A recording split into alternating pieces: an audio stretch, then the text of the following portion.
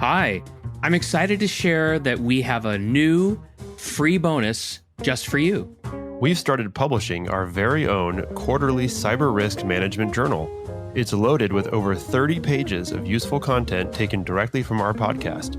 Here's how we make each new edition. So we start by transcribing the 4 or 5 episodes that we've published in the previous 3 months. Next, we send our editor and designer the transcripts and our supporting materials for those episodes. Then they revise all the text, they put clickable links in for all the resources, and they create the best look and feel for each episode. And finally, we, Kip and I, make sure the finished PDF is ready for you. So download the current edition now. All you have to do is go to b.link/CRMJ, that's the letter B, .link/CRMJ. And if you like it, share it with your friends and encourage them to subscribe to the Cyber Risk Management Podcast. Now, on with the show.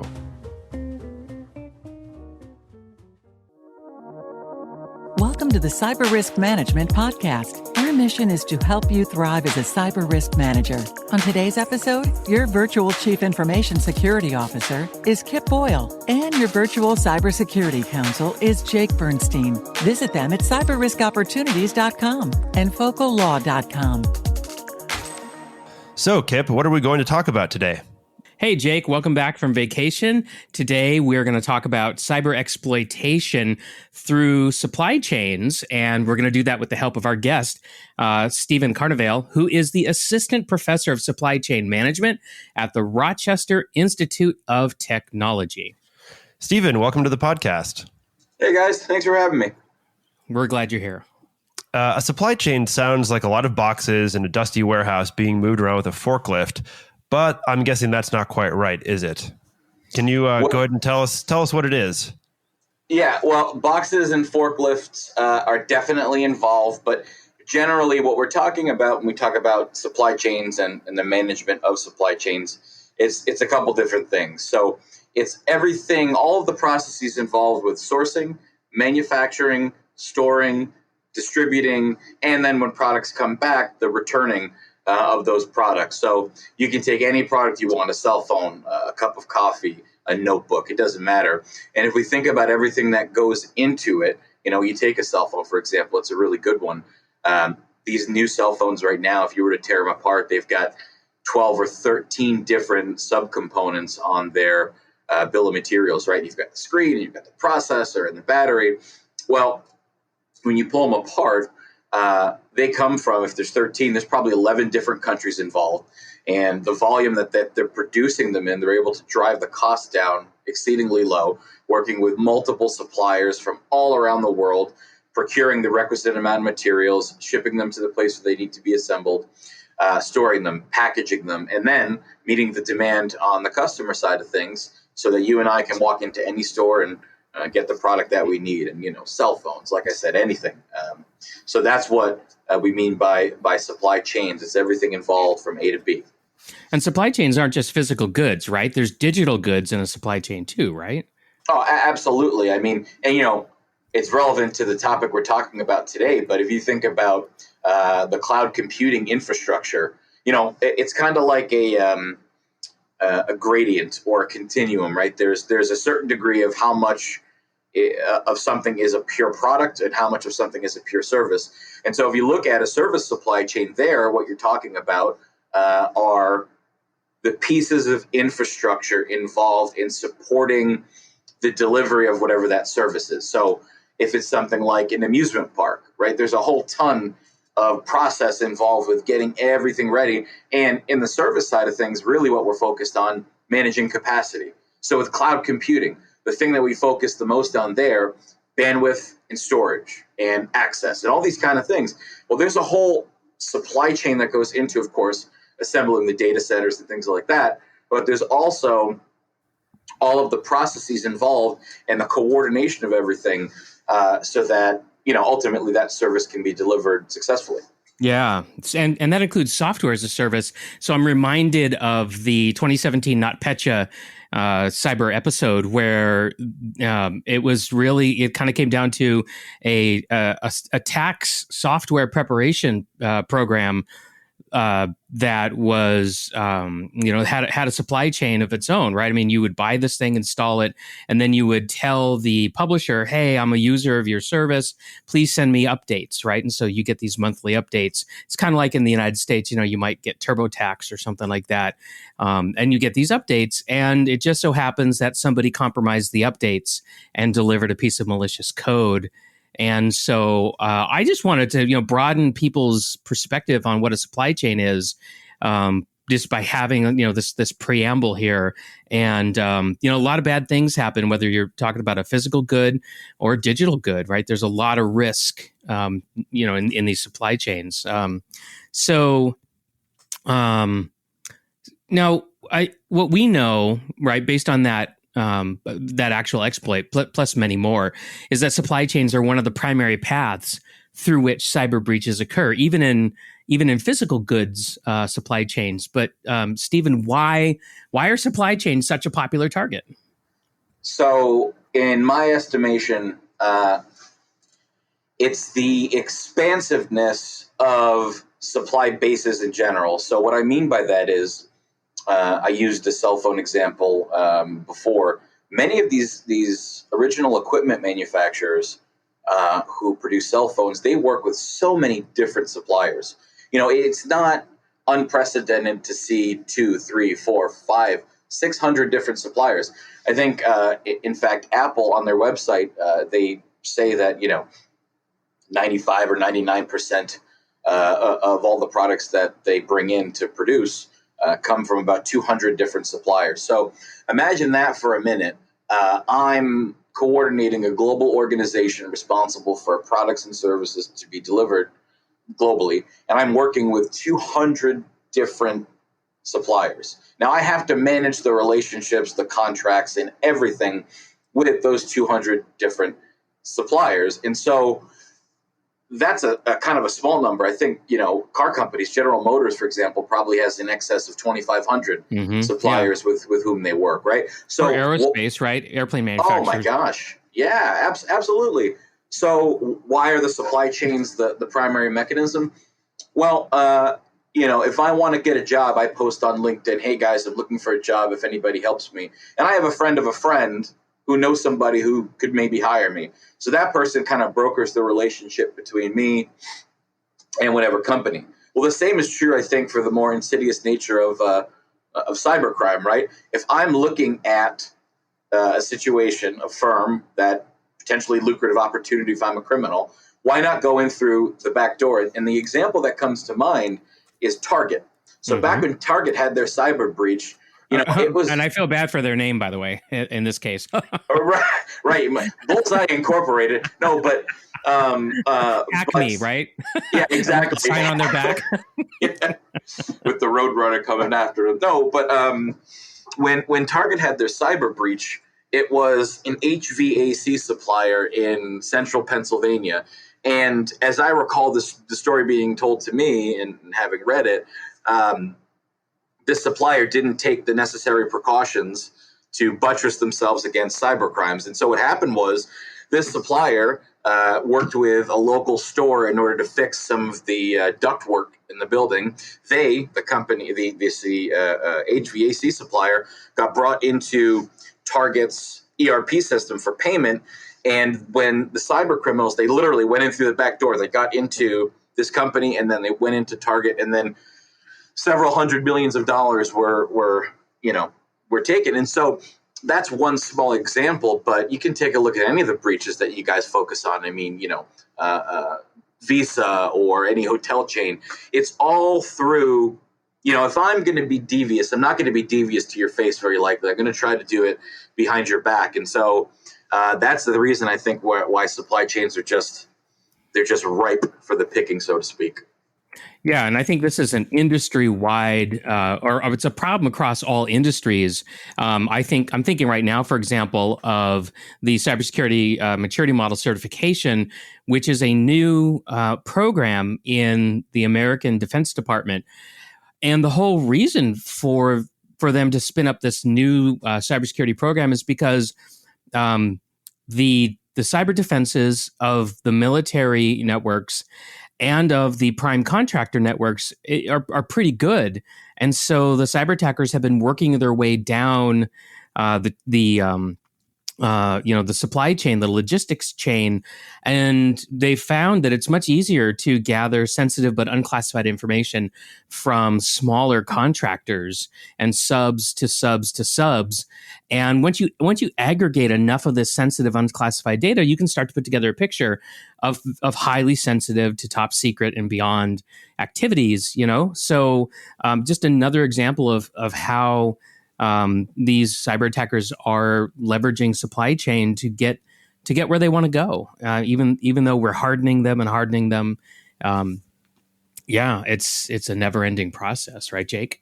It is, exactly. And speaking of hardening, external shocks such as COVID-19 have really exposed the degree to which the supply chains are so crucial to, as we've been saying, everything in the modern world. What can we learn from these types of kind of worldwide systemic shocks about how cyber criminals can exploit supply chain vulnerabilities? Yeah, I think so this is part of, in my estimation, a broader conversation about supply chain risk management. And so generally, I think what we talk about in that realm, we talk about three very big things. We talk about detection, mitigation, and recovery. So pulling it back to cyber, the detection piece, what we saw with COVID-19 when it hit supply chains, everybody talks about the toilet paper shortage, but really it's like a smoke and mirrors kind of thing, right? It's if I'm distracted with putting out a fire here and a fire there and a fire there, well, this seems like the perfect time that a company wouldn't necessarily be working or be focusing on a phishing scam. Yeah. Or they wouldn't be focusing on even a more direct, brute force attack on getting access to confidential and proprietary data on a server. All of these other sort of things come up during these pandemics. And so talking about a detection or even a mitigation kind of viewpoint, and I think, Kip, you talk a lot about this, how can we protect ourselves with liability insurance? How can we do the right thing ahead of time so that when it does happen, because it's not an if, it's more of a when, how can we protect ourselves? Yeah. And so where do they exploit these vulnerabilities?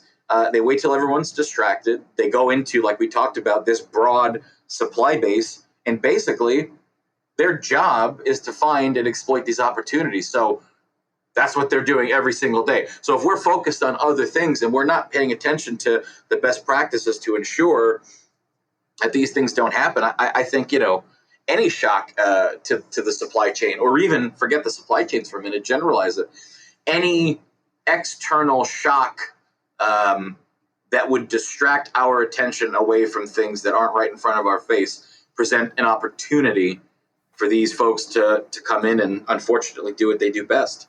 Yeah, and I think you're also putting your finger on something that is important in general, which is logistics, right? Which is the the discipline around supply chains have done amazing things for the world that we live in. I mean, just in time delivery of parts and products and that sort of thing have created all these economies, all these savings. But when the supply chains aren't working for whatever reason, then that's when you start, seeing shortages. So I think it's, I just thought it was interesting to see, what kinds of shortages of products were being created during the pandemic and the quarantines. And I was kind of surprised at some things and not surprised at other things. For example, webcams. Just go try to buy a decent webcam. I mean, yep. It's really hard because of of what happened. And I remember discussing with a couple of my customers about what they should expect. When it looked like the quarantine was happening, we started brainstorming, and we came up with laptops, smartphones. Everything that was going to go into high demand because of a sudden need to work from home. And the supply chains weren't ready for that. I mean, because they have such long lead times, right? I mean, you're like 6, 12, 18 months of pre-planning in order to make those things flow well. So they're susceptible to unforeseen major changes like COVID-19 or like a cyber attack. Absolutely. So you touched on two things that are interesting that I want to bring up. The first is there's a very predictable sequence of things being in high demand. So at the beginning of the pandemic, what ended up happening, aside from the toilet paper, which was just really nonsensical, what ended up happening was rice, canned goods, peanut butter, things like that. People were preparing their pantries for potential shocks to the food system. And then after about a month of the shutdown and quarantine, the Walmart CEO, I think, described it as the clipper and dye phase, because people were getting shaggy and they needed to trim their hair. Yeah. And so and darken their hair. Yeah, exactly. I'm just losing mine. So, darkening isn't really an issue at this point. Oh, I mowed mine under years ago.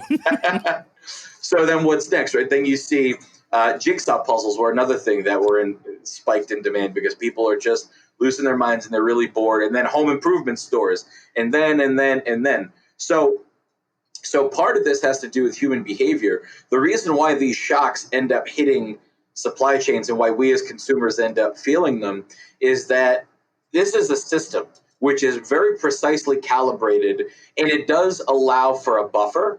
But the buffer that we're seeing with the COVID, it's a black swan. It's this unforeseen, crazy, unlikely event that happened that has rippling and cascading effects. So that's the first thing.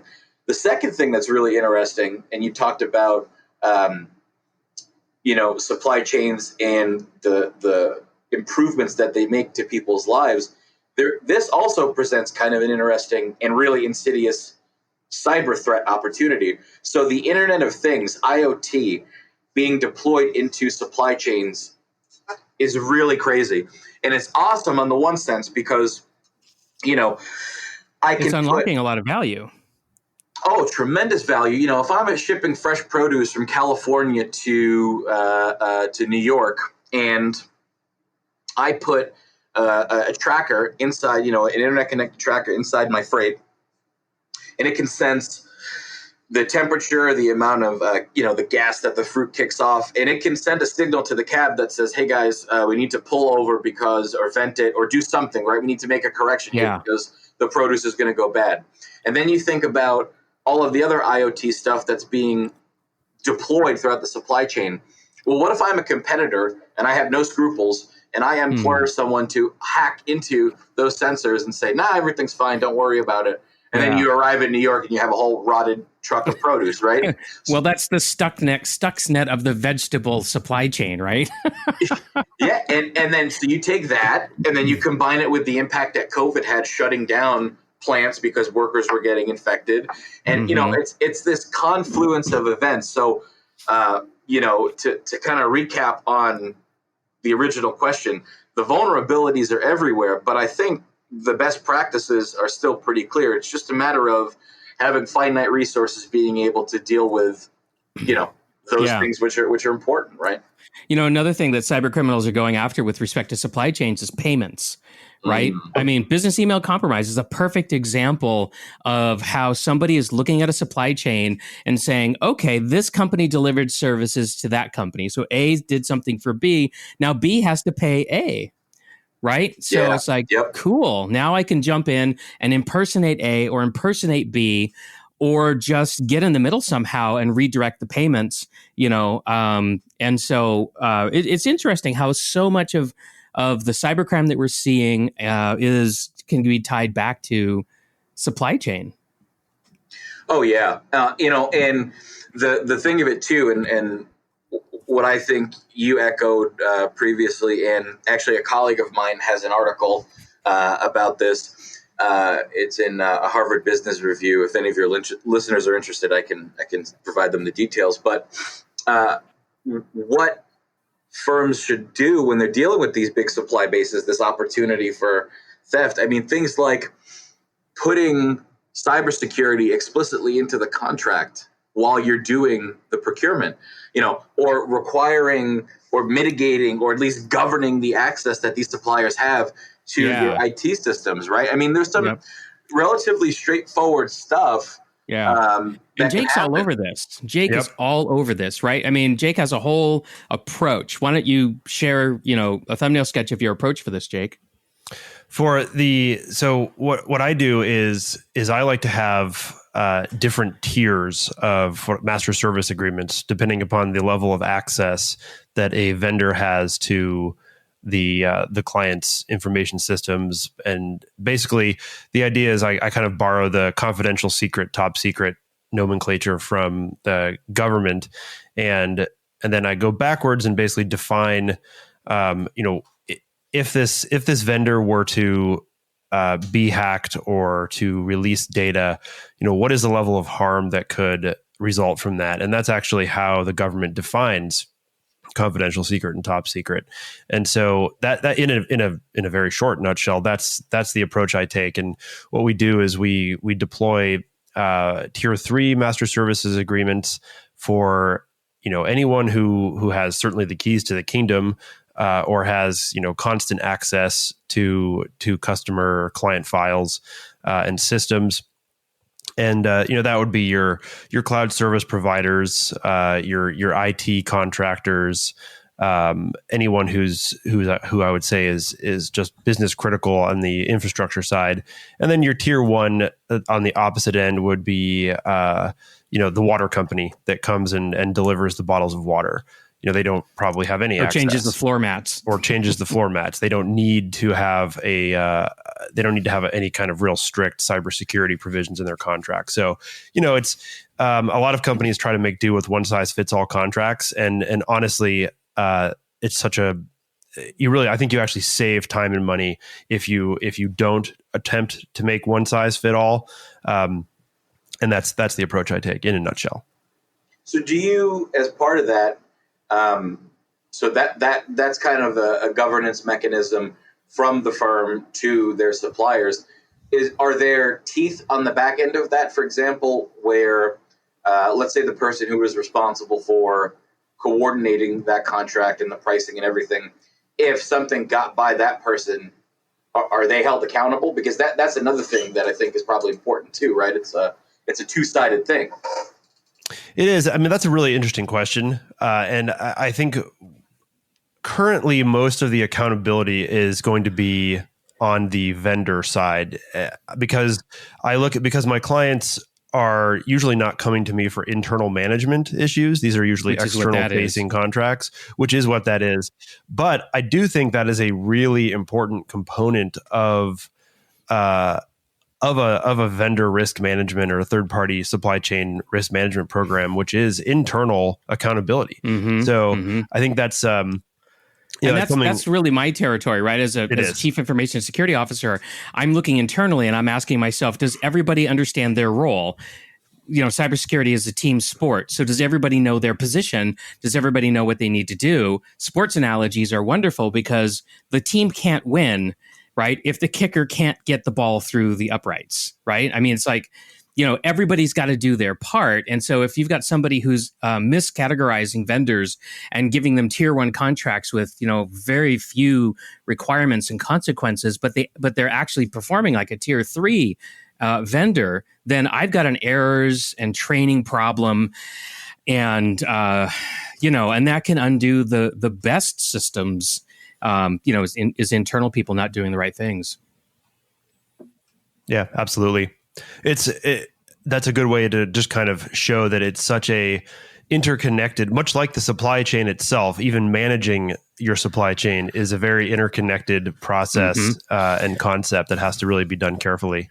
Yeah, absolutely. Especially in this world that we live in, right? I mean, 10 years ago, 20 years ago, you might have gotten away with having one MSA, and that was perfectly fine. Senior decision makers right now were kind of brought up in that world, and they may not realize that the world's changed, and they have to evolve their approach. They have to become more sophisticated. We actually see that a lot in a lot of different areas, but I don't want to stray too far from supply chain, Stephen, because you're the guest. Hey, I'm just along for the ride. This is cool just to listen. That's all. So, okay, but this is such an important topic, and I think we've kind of made that case. I hope we have. And if anybody doesn't feel like we have in the audience, send us a message and tell us what we missed. But Stephen, you're writing a book, and it's called Cybersecurity and Supply Chain Management: Risks, Challenges, and Solutions. Why did you want to write that book? Well, I think Jake alluded to it where he noted how interdisciplinary and how interconnected everything that we've been discussing is, right? So you talk about cybersecurity and several camps could come and say, no, we own that. We own cybersecurity. But as you said, Kip, it's a team sport. So I wanted to kind of, myself and my co-editor of the book, we kind of wanted to advocate a couple different things. First, what on earth is the connection between the two? Because on the face of it, it does require a little thought to say, is this really a supply chain thing? And then once you start talking about it, you at least come to the conclusion that it has supply chain implications and vulnerabilities. So, we wanted to communicate the fact that supply chains need to think about this, particularly because they're the ones responsible for procurement, for purchasing, be it products, be it services, whatever the case is. So we wanted to do that. And we also kind of wanted to advocate a little bit about grounding the idea of what it is. And in the book itself, which is coming out soon, the book kind of weaves together academic information and a little bit more formal exposition of what the topic is, why it's important, how to think about it. And then it weaves in a more practical standpoint of, so what? It's great that I can sit here and pontificate. I do it for a living, but what are we going to do about it? And so, the book has a lot of different things. It has some unique perspectives about cyber in manufacturing using different QR codes for hedging risk. It has some things about human beings, people operating within the supply chain, being kind of like the first line of defense. It has some case studies about issues that have gone wrong, and for people reading it saying, gee, how can I think about buttressing my own defenses? So it's shaping up to be a pretty great book. And the net of it is I wanted to craft a contribution and kind of put my flag in the sand that says, let's start thinking about this. It's an important topic. And as you said, Kip, it's a team sport, and the supply chain is a big part of that team. Yeah, so your book could be one of the playbooks, right, that our senior decision makers could be using in order to know, what positions people should be playing, and and how they should be contributing. But who's the target audience? I mean, senior decision makers, practitioners. What would you say? Other people? I would say, we kind of straddle the unique line in between having it be academically rigorous but practically relevant. And so I think, and I hope, senior decision makers could certainly take this and glance at the chapters that would be relevant to them, perhaps the case studies and kind of the more executive perspectives on it. And then I think probably academics working in this area doing research to kind of ground it more theoretically, they could look at it and hopefully get ideas for work that could end up ultimately helping those senior decision makers in future books. So, I think it's definitely not going to be a page turner like a spy thriller, but it ought to be helpful for many different people operating in this area. And ultimately, really what I hope is that it kind of just makes the connection and grounds formally the connection between the supply chain and cybersecurity. I like it. Thank you. Yeah, me too. Very, very interesting. So, actually, I kind of liked Stephen's idea so much that I guess he must have sensed that, because he actually asked me to write a chapter of his book. So I did that, and it's turned in. And what was it about?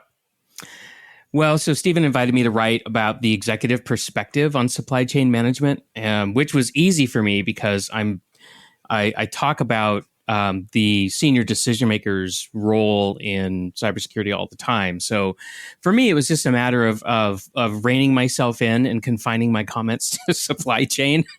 but it actually wasn't that tough because as I think we've heard in the episode today, supply chain is it's pervasive. And so it's really not hard to connect just about anything cyber risk related to it. But yeah. Anyway, so that just about wraps up our episode today. Jake, did you have any final thoughts or comments or questions for Stephen? I think you're absolutely correct, Stephen, that this is a critical component. It probably isn't studied enough. So I'm really glad to hear that you're working on this and getting the information out there. Yeah, no, thank you. And thanks for letting me chat about it for a little bit. All the contributions were great, and Kip's chapter was very well received. And I think in particular for those senior decision makers looking to make the connection, Kip's chapter is going to be quite a good one. Well, Stephen, we're really glad you are our guest today. Where can people learn more about you and your work? Do you have a website, an email address, or would you rather remain difficult to find? No, I don't think I'm too difficult to find. For an email address, if you want to contact me, it's Carnovale, that's CARN as in Nancy, OV as in Victor, ALE, at saunders.rit.edu. And if you Google my name, Stephen Carnovale, Rochester Institute of Technology, my faculty page will pop up and things like that. So, and I can provide you with all that info. So feel free to reach out and we can chat about this or anything else you deem quasi-relevant. Excellent. Thank you very much for joining us today, Stephen. Great. Thank you guys for having me. Okay, that wraps up this episode of the Cyber Risk Management Podcast. And today we discussed cyber exploitation through supply chains. And we did that with the help of our guest, Stephen Carnovale. And we'll see you next time. See you next time. Thanks for joining us today on the Cyber Risk Management Podcast. Remember that cyber risk management is a team sport, so include your senior decision makers, legal department, HR, and IT for full effectiveness.